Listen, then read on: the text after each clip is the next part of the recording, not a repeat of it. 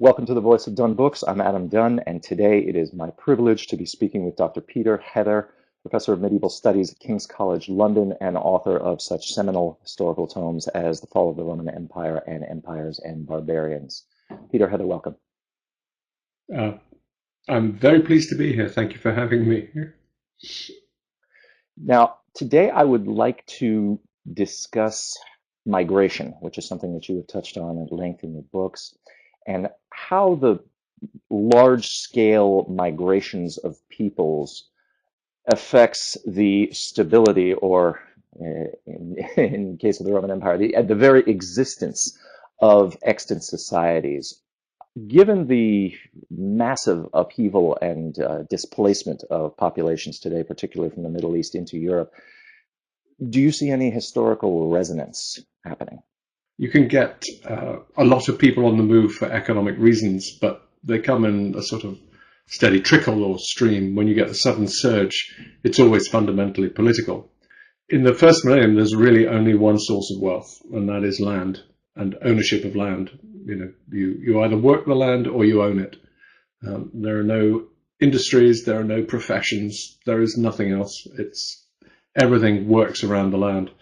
So to be wealthy in the first millennium, you need to control a piece of land. And when migrant groups are moving into imperial space, they are looking to seize control of some landed assets, because that's the only sort of source and route to wealth. And that is obviously a very kind of political zero-sum game. I do think this is one reason why, although we're getting lots of migrants in a surge for political reasons, as economic operators, when they get to the West, they operate as individuals. They don't, as it were, try to take over a factory together or something like that. They're looking for their own niches, group by group or family by family or individual by individual. Today, with what you see happening, for example, in Syria and Iraq, there has been a curious reversion to cash or to ancient money transfer systems such as hawala.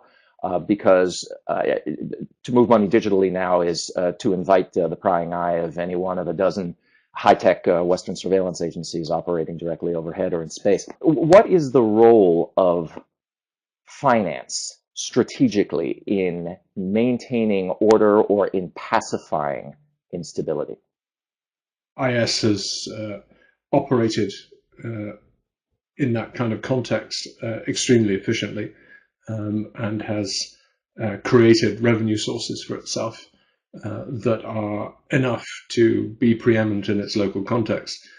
When it starts to take on larger, more developed powers with greater resources of wealth, then it starts to potentially be biting off things that it can't really chew. But within its own local context, given the mess that is both the Syrian and the Iraqi states in the sort of post-Gulf War context, it was, I wouldn't say easy, but it was certainly possible for it to set up a revenue stream which made it much more powerful than those two local entities. Was there a precedent in that, in the first millennium, wherein you saw large established states literally crumbling in the face of very fluid, very dynamic, and often stateless bands or perhaps even individuals?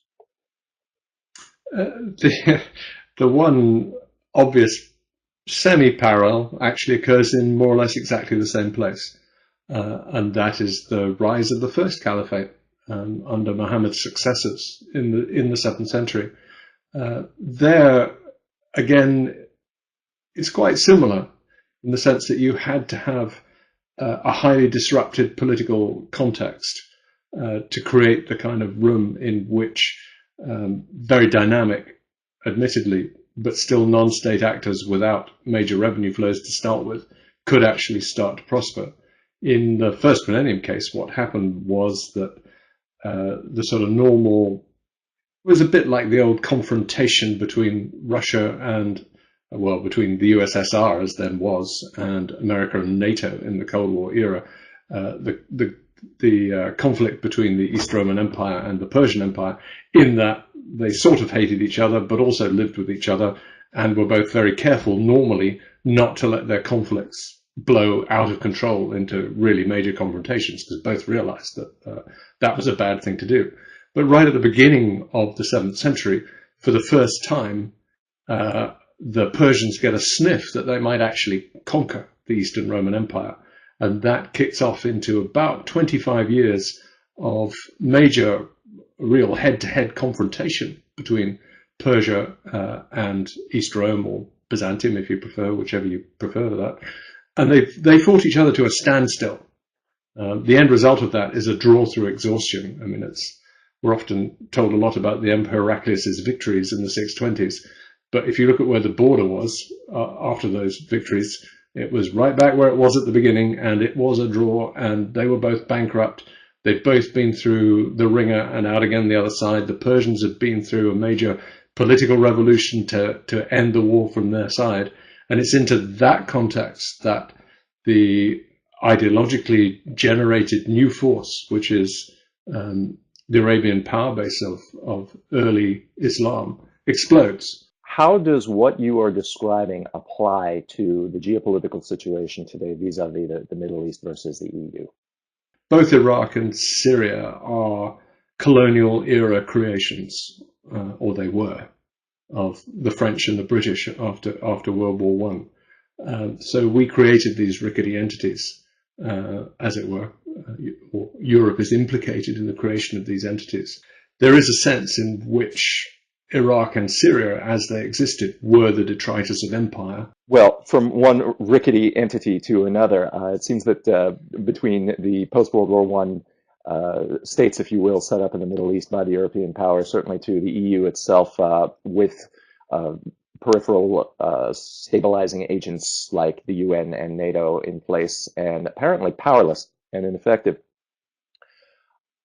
It seems as though the structures set up in the 20th century to maintain stability and order are utterly powerless to address the forces of chaos and instability in the 21st.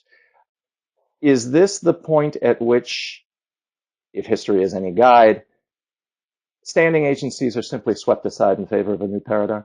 Myself, I really don't think so, because if you take ISIS, for instance, it is trying to become a state. It is a territorial entity. And that makes it incredibly vulnerable. If it makes too much of a nuisance of itself, which arguably it is currently doing, then it will generate the political will amongst its opponents actually to deal with it. And I don't have any doubt that if the political will is there, the military power to dismantle ISIS as a territorial state certainly would follow. To what extent, then, is the Cold War simply a continuum? Did it ever really stop? I think there is a strong element of continuum in that, but there was a genuine thaw too.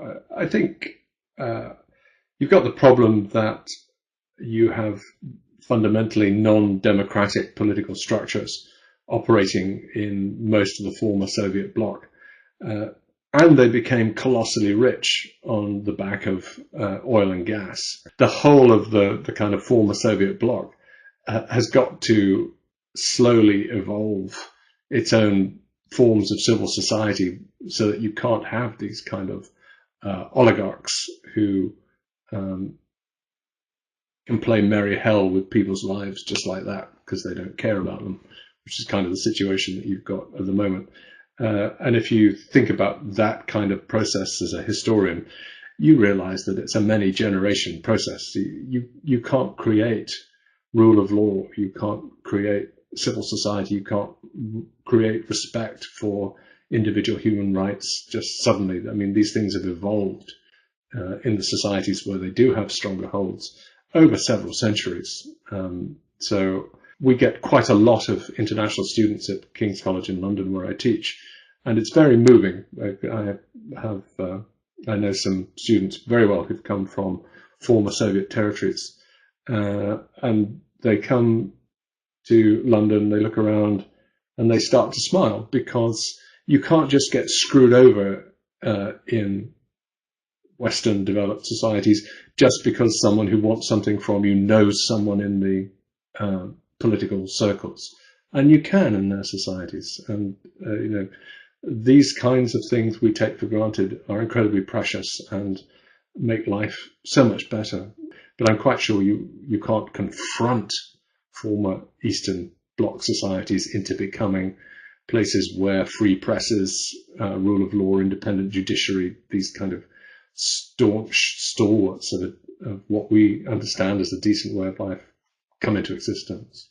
Well, that applies to the evolution of a society in a particular direction. What about the opposite direction? What about the devolution of a society? As a historian, do you see any discernible equation in the trajectory of a society's decline and collapse?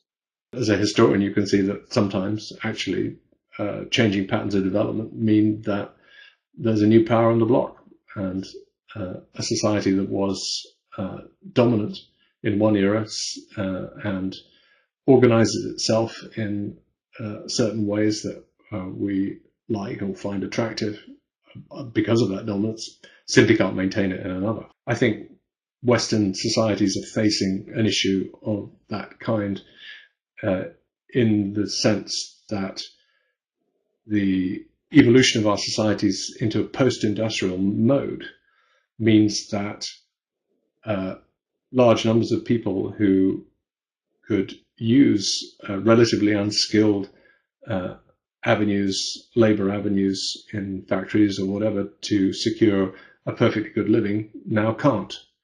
And I think that's certainly affecting the distribution of wealth in our societies, even if our economies are growing and overall wealth is still increasing as it is to some extent. The distribution is changing, and it's very hard to see how, I don't know, the lower third or 40% of the population gets access to a decent standard of living. One final question for you, Dr. Heather. Intangible wealth like stocks, bonds, and so on and so forth, currencies themselves, all seem much more volatile and all seem much more heated up to a level of almost inevitable molecular collision. You study the past. Given the current state of events, then, that the stocks of wealth are built on feet of clay, as it were, whither the future? I think there are huge challenges there, really huge challenges, and especially in the context of a population that continues to grow. I mean, I'm 55 years old. The world's population has doubled since I was born. And that, I think, is absolutely scary. There are so many of us, and we're putting so much pressure on so many resources that you put together population growth right across the planet, and you put together the impact of changing socioeconomic patterns with their likely political consequences of people feeling left out and wondering, what their place is. And you could see a really explosive cocktail coming out of that. The more cheerful answer, I suppose, get nuclear fusion to work, make energy cheap, then you might actually find that there's enough wealth to share. If people get wealthier, they have less children, population stabilizes, we get better at managing the planet, we get better at not polluting it. Maybe it can be all right. I don't know. Peter, thank you again very, very, very much for this. This has been wonderful. It's been a pleasure. Okay. Bye. Bye-bye.